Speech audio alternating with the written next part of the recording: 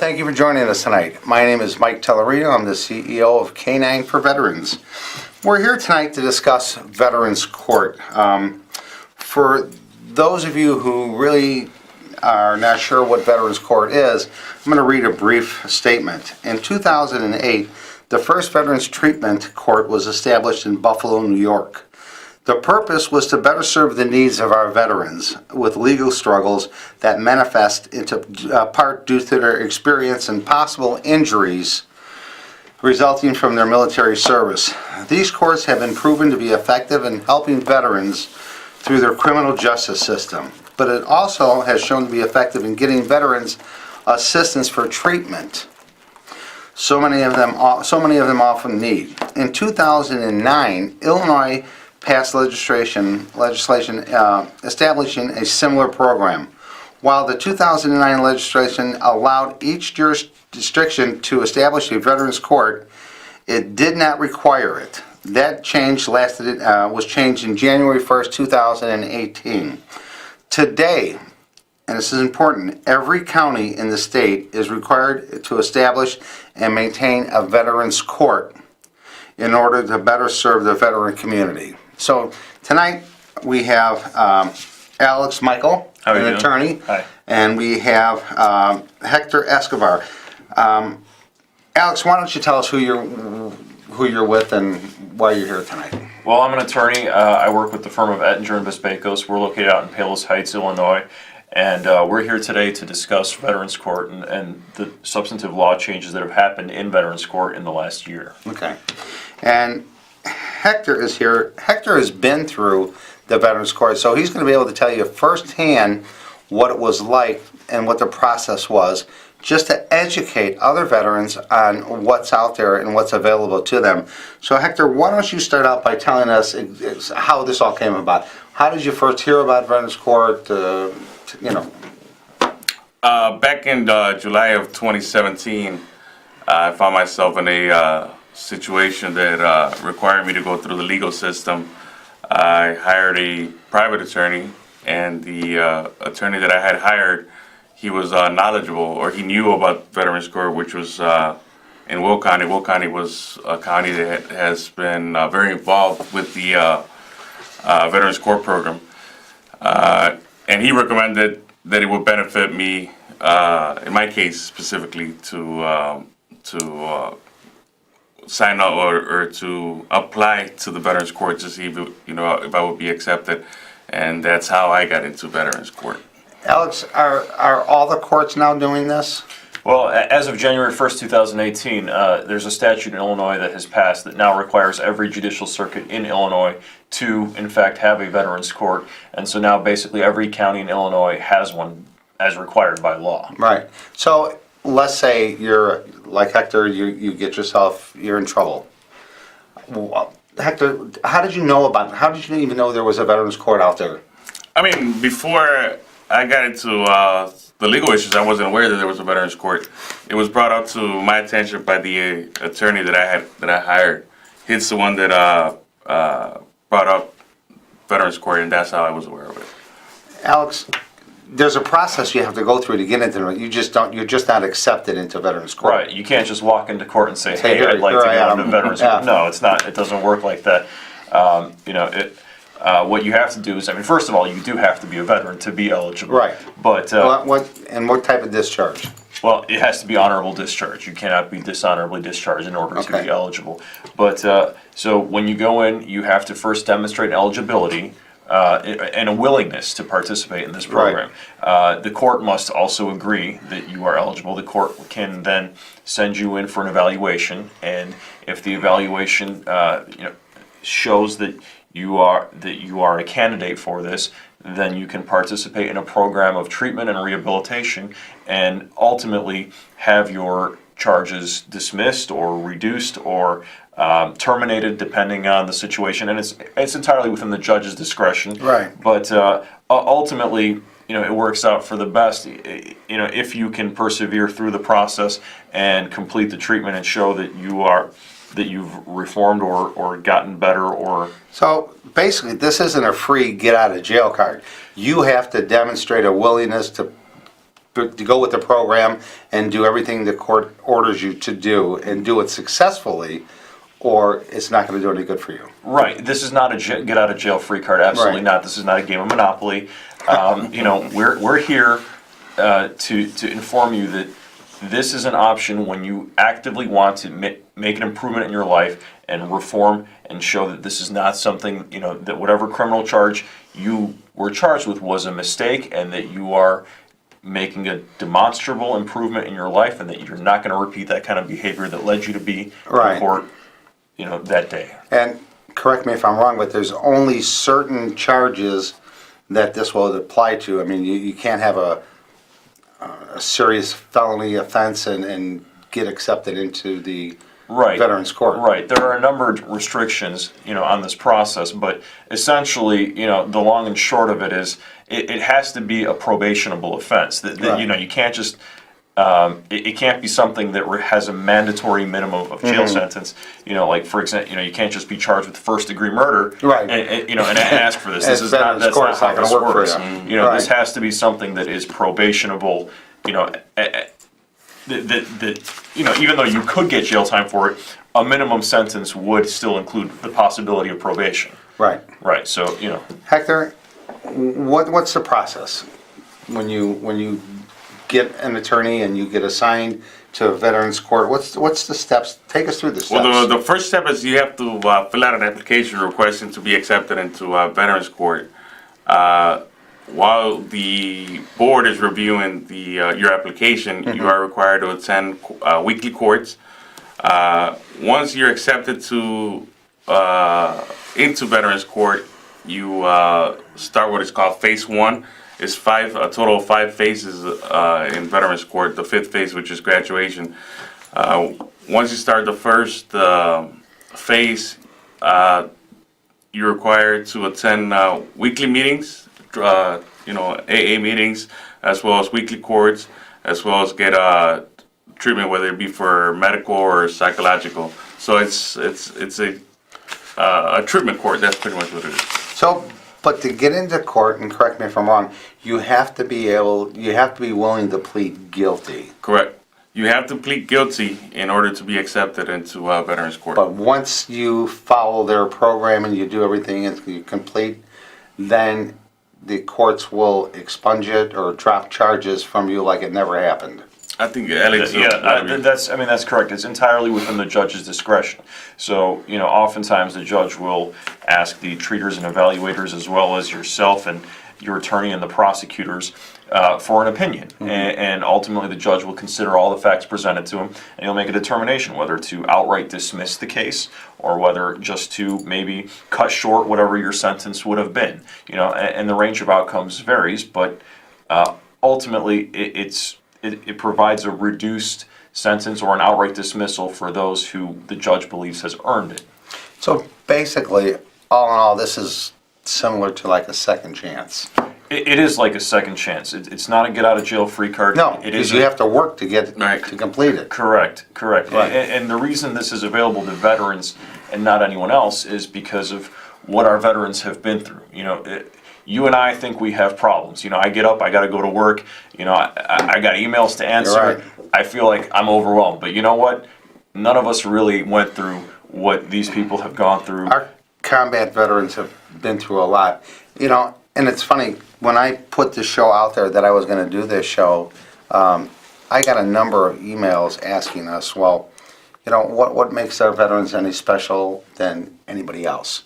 Why is this being offered just to veterans? And my response to them was, it's very simple. I says, these guys left their family behind, put their life on hold, went and served our country, didn't ask for anything, came back home, tried to put their life together, experienced things that you or I wouldn't even want to imagine what they've experienced. They came back with some issues with PTSD, trying to deal through it. It's a slippery slope every day for these guys.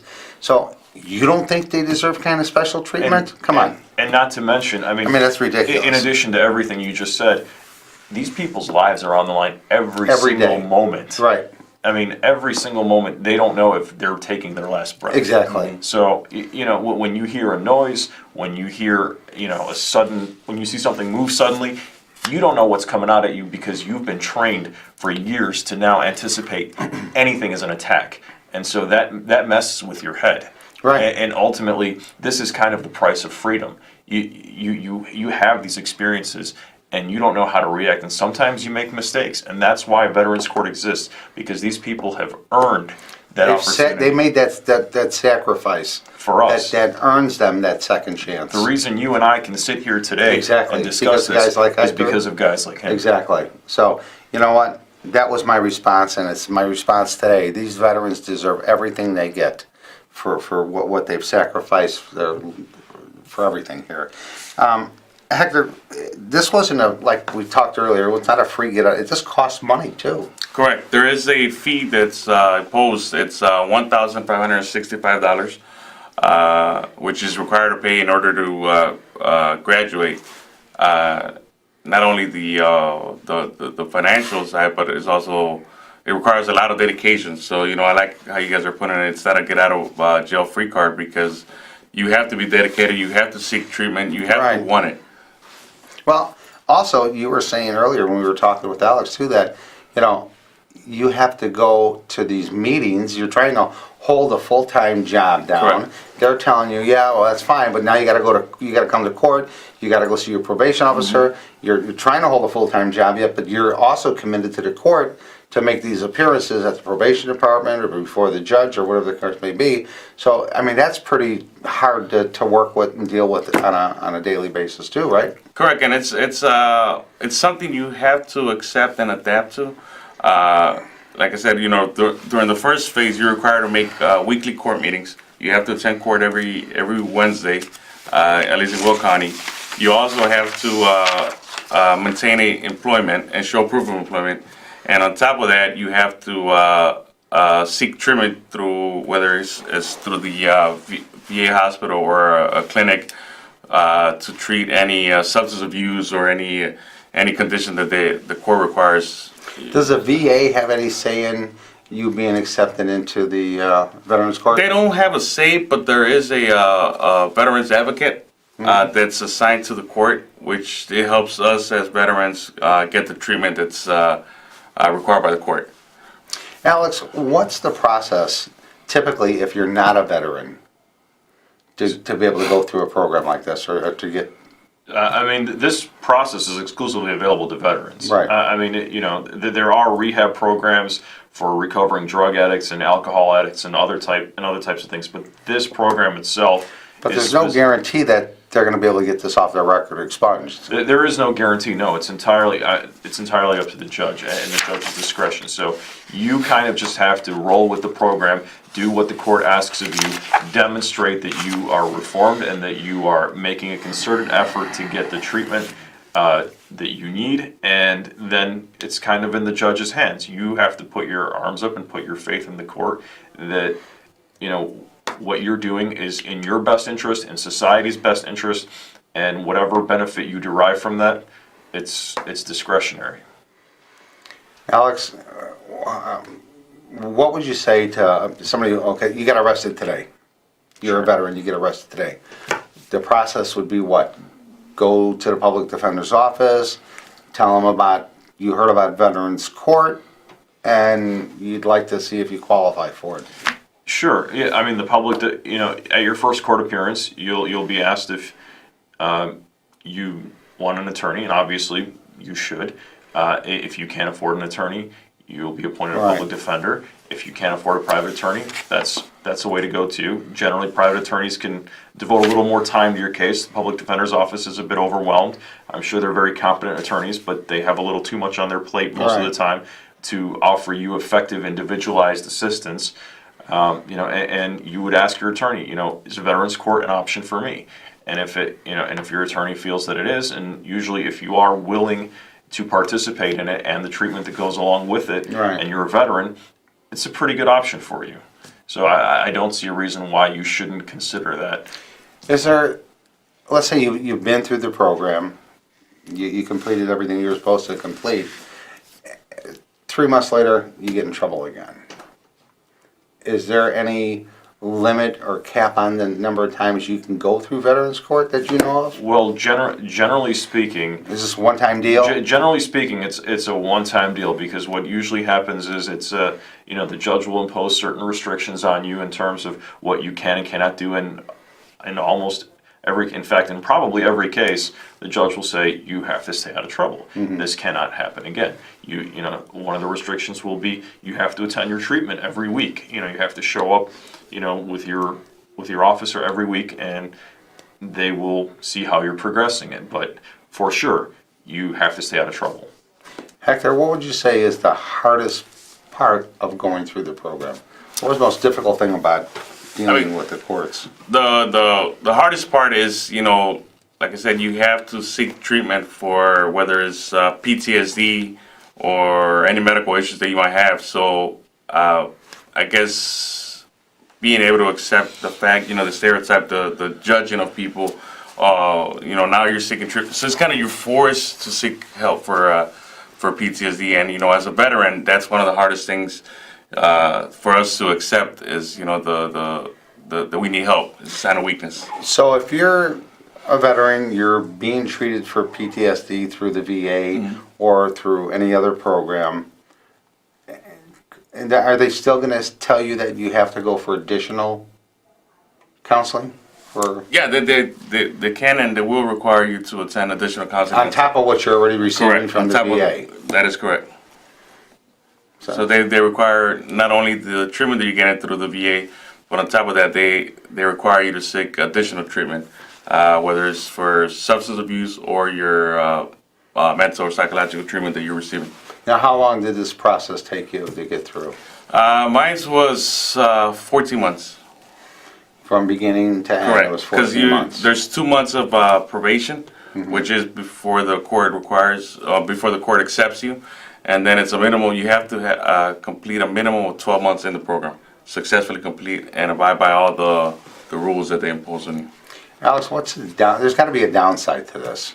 Well, one of the downsides we've already discussed is the cost and the time commitment.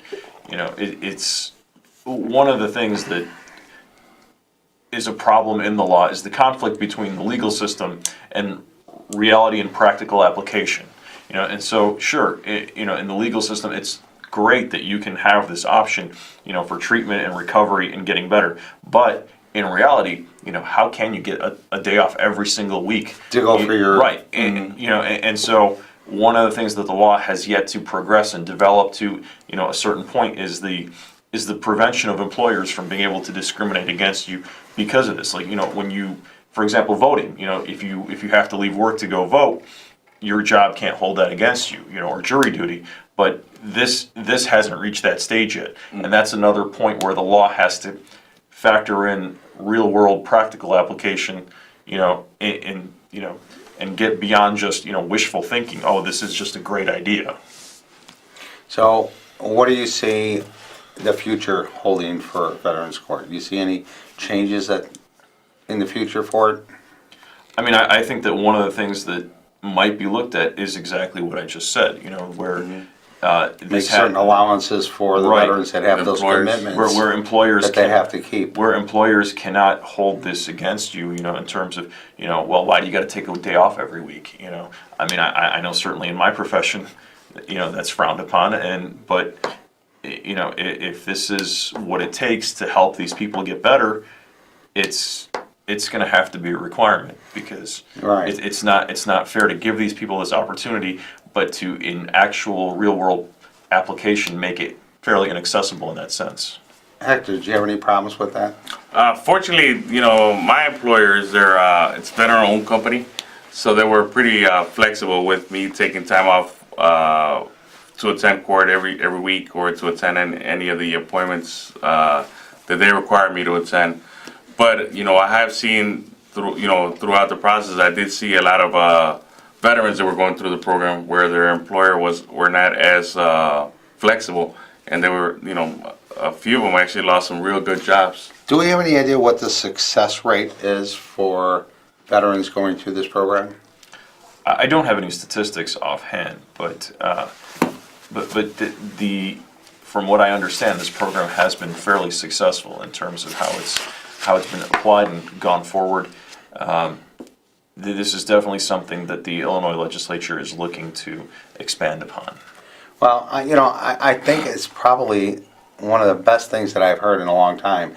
I wasn't aware about Veterans Court until recently. I didn't even know it existed until one of our veterans said, he was doing some work in Will County with the Veterans Court and stuff, and then we found out that Hector had been through the Veterans Court, and I just really thought it was important to get this out to other veterans and let them know that this is out there. This is an option that they have available. Is it something that the courts readily tell people or veterans about? So if I'm a veteran and I get in trouble, and I go to court and make my first appearance, is anybody going to tell me, you know what, Michael, you can go to Veterans Court and we could work with you to get this off your record or to expunge this so it never happened? Does anybody do that? If anyone tells you about that, you'd better consider yourself very lucky. So the answer is no. So the answer is generally no. They So don't. if it wasn't for us getting the word out, Correct. or other people getting the word out about Veterans Court being available, they're not going to publicize it. A lot of attorneys probably don't know about this option either. That's-